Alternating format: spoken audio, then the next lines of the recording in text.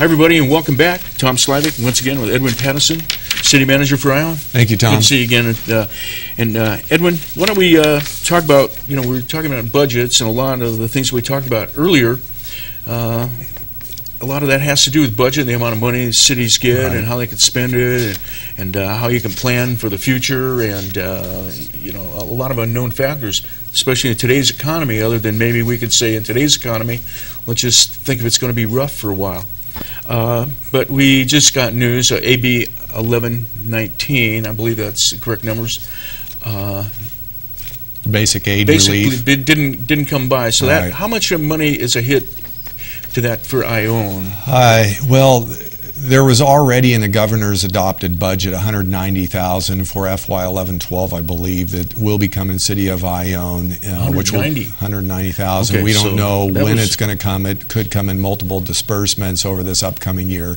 It is going to be a significant benefit to help with the budget this year, but because that bill did not pass, it makes the future a little less certain when it comes to basic aid relief, right, and how that works with the triple swap, and that gets into some technical issues I can't talk about off the top of my head here. Was budgeting that you have currently in place, was that more or less counting on maybe AB 1119?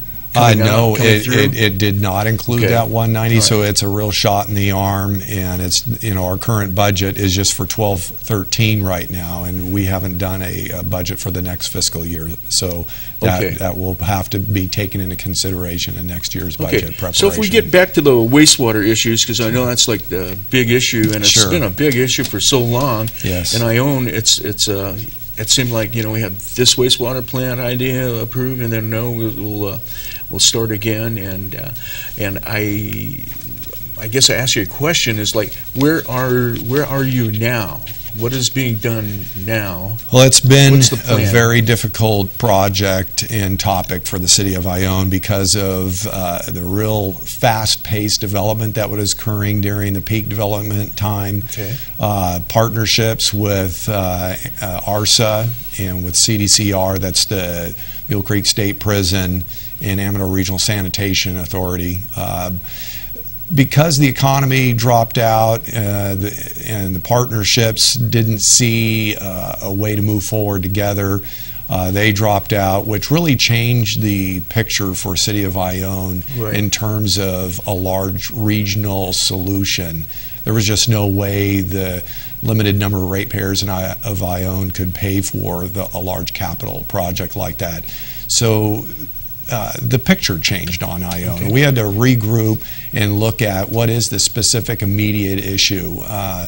And during that time, different engineering firms were looking at different solutions, and partnerships changed. So now that we're looking at a very specific immediate issue, we're looking at something that's much smaller. But I think what happened with the regional board is that the expectation for a regional solution was the bar was set real high, and now we're going back as focusing with laser-like focus on what is the problem and what is the least long-term average cost solution to address the specific need for City of Ione.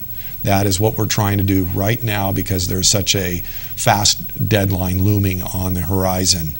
So we're going to be looking at this on parallel tracks. The first track is to address the cease and desist order, comply by building and operating a project by the deadline of October 2013.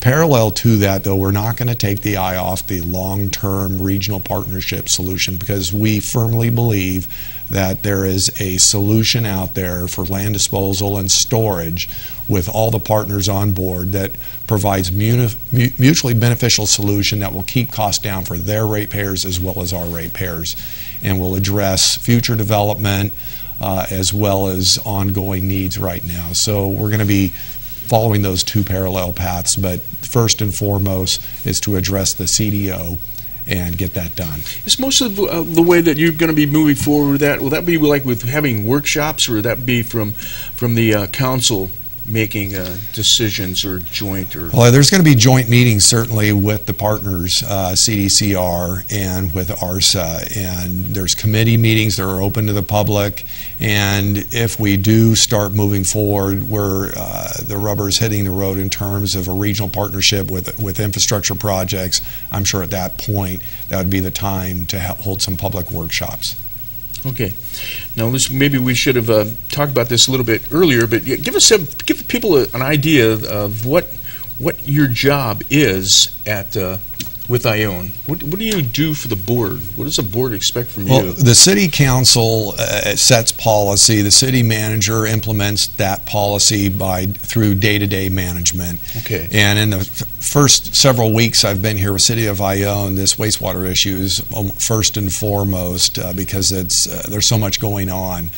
But mixed within my meetings dealing with the wastewater issue are all the things that are important to the day-to-day operation of running a city, such as permits for land use, new connections, things such as building inspections and people wanting to do this or build that, to people that want to remodel Evelyn Bishop Hall. There's some local civic groups that are offering to remodel the kitchen there, which is a great opportunity. Okay. Managing the riding arena. I mean, there are so many great things going on around the city that require day-to-day management that they're very important. Each one has its own value, and we can't overlook those. So while wastewater is taking priority right now because of the potential for fines from the state, which costs the city a lot of money, it's very important. I can't overlook some of these other things that are going on day to day. And we have to prep for these city council meetings every 2 weeks, and we agendize a number of items that basically set the policy for me to manage the city. For instance, the last council meeting, the council approved a new idea to reestablish and rebuild a reserve officer program so that we can have some backup volunteer officers that are fully sworn police officers to assist with our police station. Okay. Another thing that happened recently, of course, Ione was asked for a loan from ACTC, right? And I think all the cities went on board to loan money for the Prospect Motors Bauer Street realignment. But what was interesting that came out, it was like as a plan, because Ione, I think, was waiting for something that, I believe it's the Ione Bypass? Yeah, that's what's known as the Ione Bypass, but I guess it's called the Western Ione Roadway Improvement District. And but it sounded like Ione, and particularly Andrea Bonham, brought up like, we want to do a school project. What is a school project, and what is the idea that want to be accomplished there with that? Well, it is something that I actually looked into. That was the first I had heard about it, and looked into it, and it's the elementary school there on 104 coming up the hill, and it has a very nasty ingress-egress during school hours for dropping off and picking up.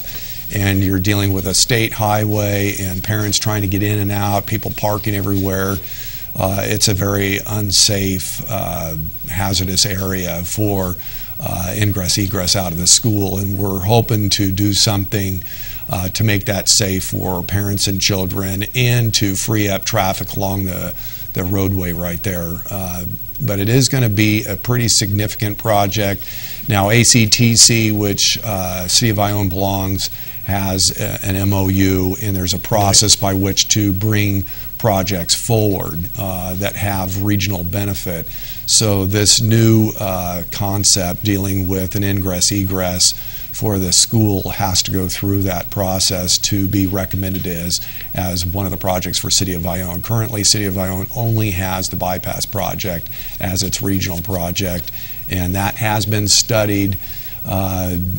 Dock and Engineering did the work, and there's some discussion about what to do with that.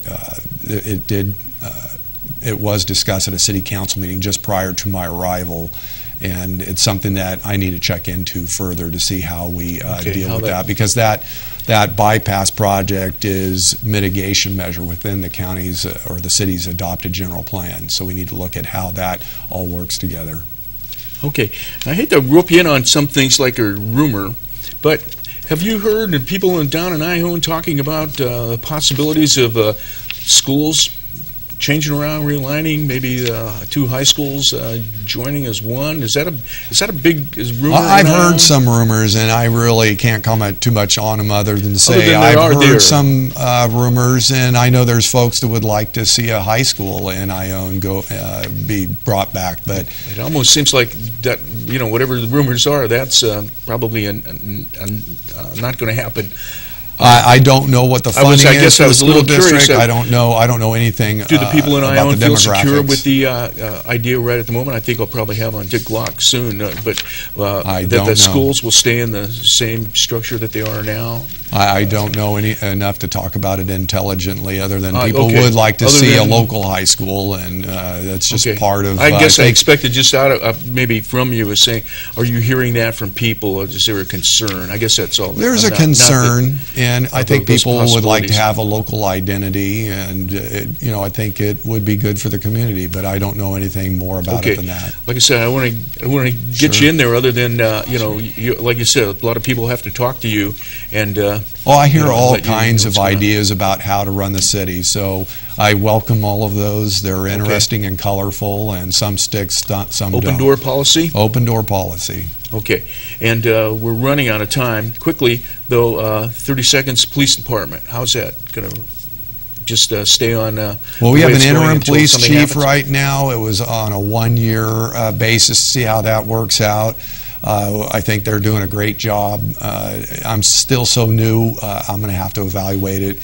But fortunately, I have at least a half a year to really address that issue before we move on. It's really great to meet you. Thank you. And thanks a lot, Edmund. And I'm Tom Slivick. Thanks for watching TSPN's News in Depth today.